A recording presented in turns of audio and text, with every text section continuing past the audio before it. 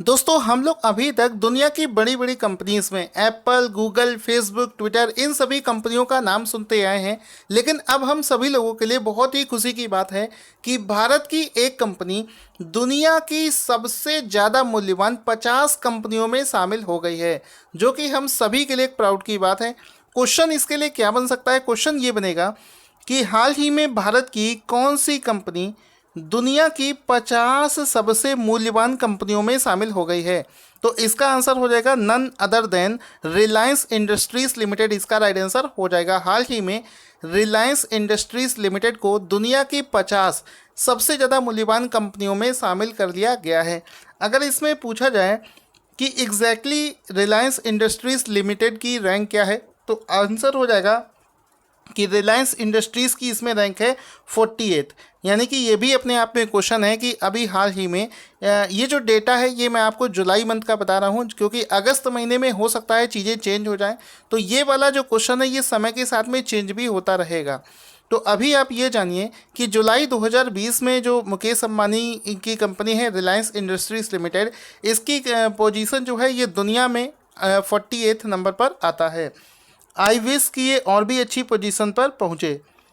साथ ही साथ में आपको बता दूं दुनिया की सबसे ज़्यादा मूल्यवान कंपनी कौन सी है, वो है सऊदी अरामको। ये एक पेट्रोलियम कंपनी है जो कि इस समय दुनिया की सबसे ज़्यादा मूल्यवान कंपनी है। उसके बाद में नाम आता है एप्पल का, उसके बाद में है माइक्रोसॉफ्ट, अमेजन और गूगल। ये टॉप की 5 कंपनीज़ है जिनका नाम आता है।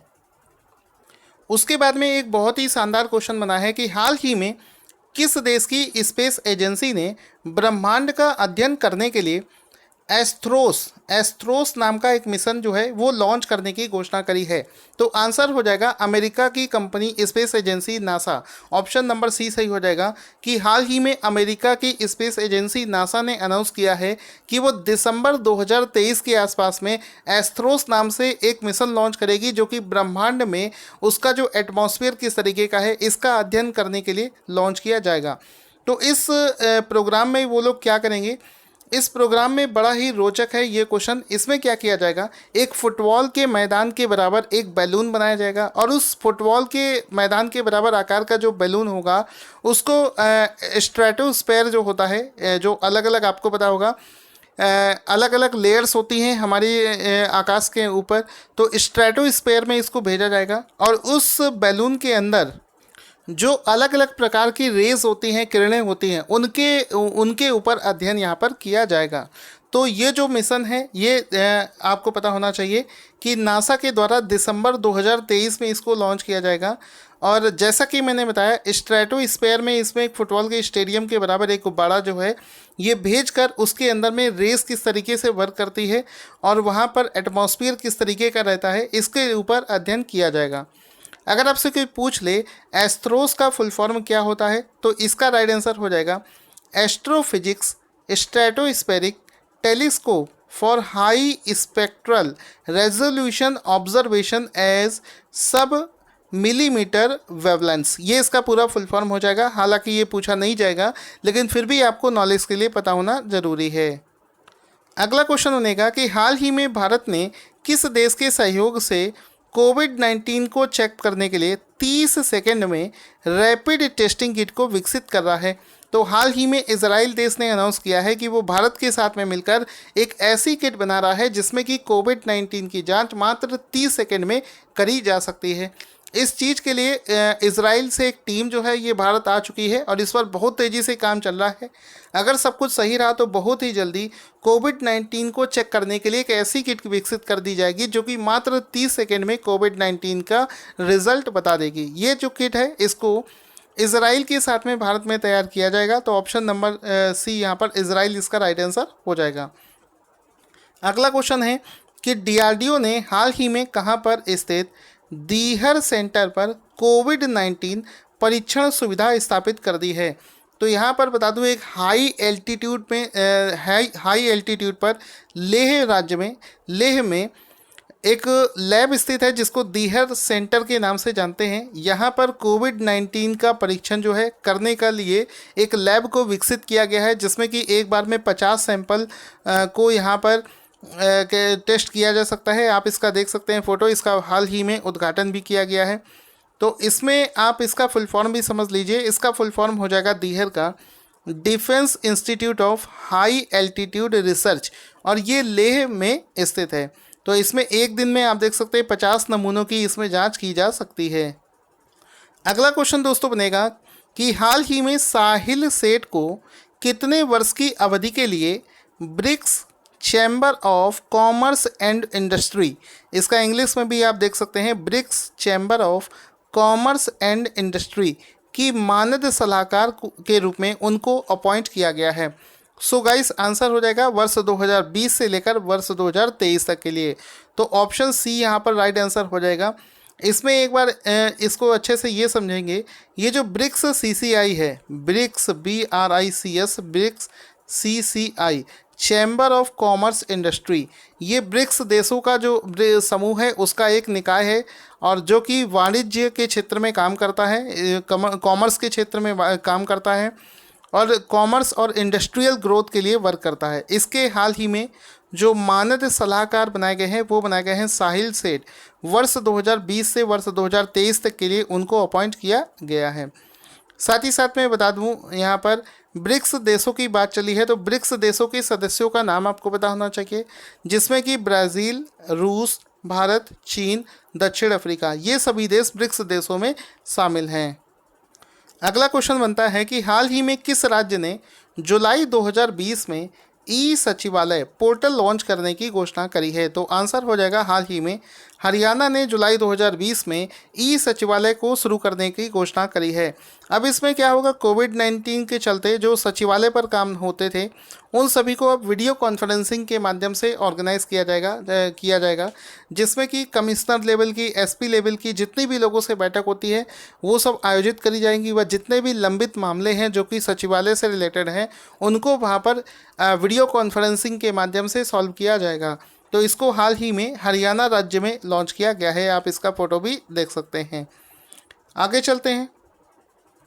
अगला क्वेश्चन करने से पहले हम लोग ये डिस्कस कर लेते हैं, अक्सर होता है कि स्पेस में जो सैटेलाइट्स भेजे जाते हैं उनमें से बहुत से सैटेलाइट समय समय पर ख़राब होते रहते हैं। साथ ही साथ में कुछ सैटेलाइट्स के पार्ट्स टूट जाते हैं और वो स्पेस में इस तरीके से घूमते रहते हैं, जिसको स्पेस डर्बिस के नाम से जानते हैं। हम इसको स्पेस का कूड़ा कचरा भी कह सकते हैं। तो इस तरीके से सैटेलाइट्स हो गए, बहुत सारे ये इलेक्ट्रॉनिक इक्विपमेंट्स हो गए, ये स्पेस में इस तरीके से घूमते रहते हैं। तो अब एक बड़ी समस्या आ जाती है कि इनको डिटेक्ट करना और इनको वहाँ से हटाना। तो इसके ऊपर बना है अगला क्वेश्चन, क्या बना है कि हाल ही में भारत की किस स्टार्टअप कंपनी ने भारत का पहला ऑर्बिट स्पेस मलबे की निगरानी और ट्रैकिंग सिस्टम, यानी कि स्पेस में जो मलबा है उसकी निगरानी करना, सबसे पहले तो उसको ट्रैक करना और फिर उसकी निगरानी रखना कि वो कहाँ पर किस तरीके से मूव कर रहा है। तो इसको इंग्लिश में देखो, इसको बोलेंगे इन ऑर्बिट स्पेस डेर्बिस मॉनिटरिंग, यानी उसको मॉनिटर करना और उसको ट्रैक करना विकसित किया गया है। तो यहाँ पर एक कंपनी है जिसका नाम है डिजी एंट्रा, ऑप्शन नंबर ए सही हो जाएगा। डिजी एंट्रा नाम से एक स्टार्टअप कंपनी है, उसने एक सिस्टम बनाया है जो कि भारत का पहला ऐसा सिस्टम होगा जो स्पेस में जितना भी डेर्बिस होता है यानी कि कचरा होता है उसको डिटेक्ट करेगा और उसको मॉनिटर करने का काम करेगा। तो ऑप्शन नंबर ए यहाँ पर सही हो जाएगा। एक स्टार्टअप कंपनी है जिसका नाम है डिजी एंट्रा रिसर्च एंड टेक्नोलॉजी, उसने ही भारत का पहला इस तरीके की निगरानी और ट्रैकिंग सिस्टम को विकसित किया है। ये लोग जिस टेक्नोलॉजी का इस्तेमाल कर रहे हैं उसको लिडार के नाम से जानते हैं, LIDAR, यानी कि लाइट डिटेक्शन एंड रेंजिंग। ये इसको उस टेक्निक का नाम है जिसके माध्यम से ये इस डेर्बिस का पता लगाएंगे। आगे चलते हैं।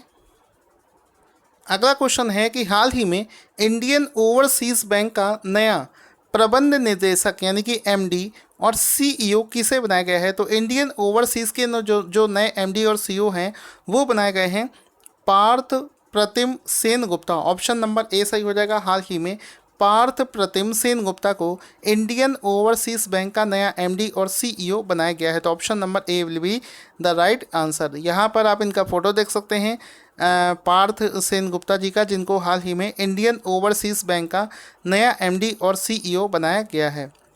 अगला क्वेश्चन है कि हाल ही में टाटा AIA लाइफ लिमिटेड के नए MD और CEO कौन बनाए गए हैं? तो हाल ही में नवीन ताहिलानी, ऑप्शन नंबर सी सही हो जाएगा। हाल ही में नवीन ताहिलानी को टाटा AIA लाइफ लिमिटेड के नए MD और CEO के रूप में अपॉइंट किया गया है। तो ऑप्शन नंबर सी से यहाँ पर सही हो जाएगा। यहाँ पर टाटा AI लाइफ इंश्योरेंस का आप फोटो देख सकते हैं, जिसके नए MD एंड CEO बनाए गए हैं नवीन ताहिलानी। दोस्तों, अभी आपने एक खबर सुनी होगी कि हाल ही में इंडियन नेवी की तरफ से उनका एक नया सोलर प्लांट जो है वो अभी चालू किया गया है। तो क्वेश्चन बनेगा कि भारतीय नौसेना का सबसे बड़ा सौर ऊर्जा संयंत्र हाल ही में किस राज्य में चालू किया गया है? तो आंसर हो जाएगा ऑप्शन नंबर डी, केरला इसका राइट आंसर हो जाएगा। हाल ही में इंडियन नेवी का सबसे बड़ा जो ऊर्जा संयंत्र है, सोलर ऊर्जा संयंत्र है, इसको केरला राज्य में शुरू किया गया है। तो ऑप्शन नंबर डी यहाँ पर सही हो जाएगा। इसमें आप इसका फोटो भी देख सकते हैं कि 3 मेगावाट का ये सोलर पावर प्लांट है, जो कि इंडियन नेवी का अब तक का सबसे बड़ा प्लांट है, जिसको हाल ही में केरला राज्य में शुरू किया गया है। इसकी एग्जैक्ट लोकेशन अगर आप देखें तो केरला का इजहीमाला नाम का एक जगह है, इजहीमाला नाम की एक जगह है जो कि कुन्नूर जिले में स्थित है। इसको केरला में शुरू किया गया है। अब दोस्तों, आज आपसे एक क्वेश्चन पूछता हूं। कल के क्वेश्चंस को मैं पूछूंगा, देखते हैं कितने लोगों ने कल का रिवीजन किया था। आज का क्वेश्चन है जिसका आंसर आपको देना है कि हाल ही में किस देश ने अपना पहला मंगल मिशन जिसका नाम है तियानवेन-1 लॉन्च किया है? आपका आंसर कमेंट बॉक्स में लिखना ना भूलें। Thank you for watching this video. अगर आपको वीडियो अच्छा लगता है तो इसको लाइक और शेयर करना ना भूलें।